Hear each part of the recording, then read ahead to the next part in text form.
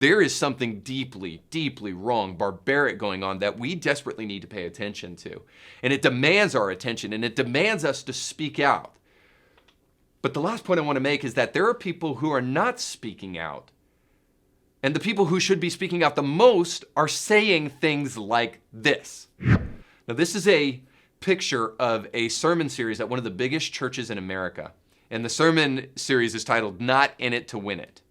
All right? And you can read this probably in the subheading, but I'll read it for you if you're listening. It says this, quote, "The reaction of many evangelicals to political and cultural shifts in recent years revealed what they valued most, winning." So the implication here is that people just want to win, and people are interested in winning cultural battles. And really, all of the things that we're talking about culturally right now are just selfish, jockeying for position. Like, forgive me, but I find it incredibly frustrating that a major church in America with a very powerful platform would state this kind of dribble in the face of what I just shared with you. Now, maybe they don't know it, but that's not an excuse. It's going on and we can't stick our head in the sand. But so many churches think that the middle is the place to fall on polarizing issues because doing so gives them this kind of reach across the aisle ability. But to that I say, reach across the aisle at what cost?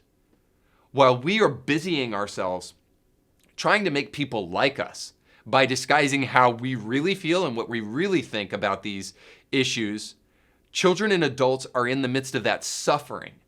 I've always believed pretending is a bad way to reach people anyway. That like how is faking it until you make it really the best way to tell people? By the way, I'm going to do the bait and switch on you now because what I told you at the beginning was just a way for me to tell you this. The best way to reach people is not the bait and switch. It's to lovingly be honest with them. And I'm not just positioning a theory here. And I'm not just telling you good thinking. I'm telling you things that I've lived. I've lived the last 18 years of my life seeing people cry out for God because they were faced with the reality of their decision making.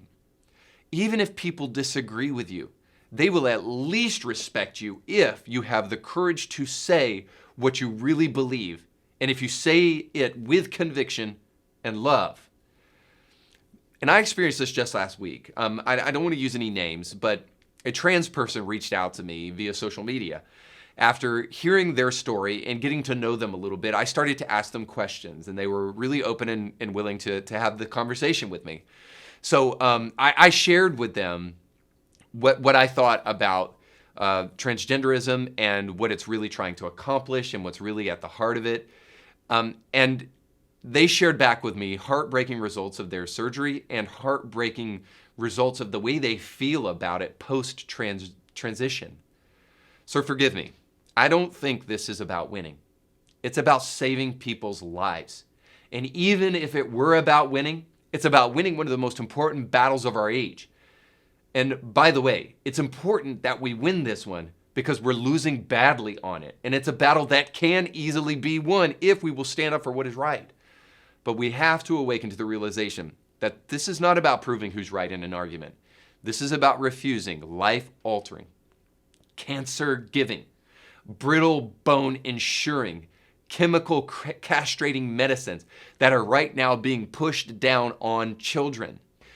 This is a battle that is worth fighting because right now, the other side of this battle is ensuring that girls live the rest of their life with scars across their chests after they go through a double mastectomy. And then, after that beautiful, move, they're left with emptiness in their soul, all the while ensuring that they will regret their decision because now they've been left infertile. So it's a battle for ensuring that we stop the single issue causing the highest rate of suicide. So yeah, you say we just want to win. Yeah, well, I'll tell you what, this is one I want to win, and it's something worth fighting. So a final point about this.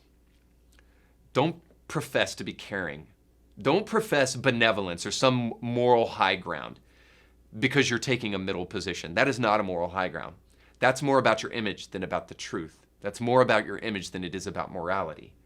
The middle is the place that people go to retreat, not necessarily where they go when they have nuanced positions, so it forces them in the middle.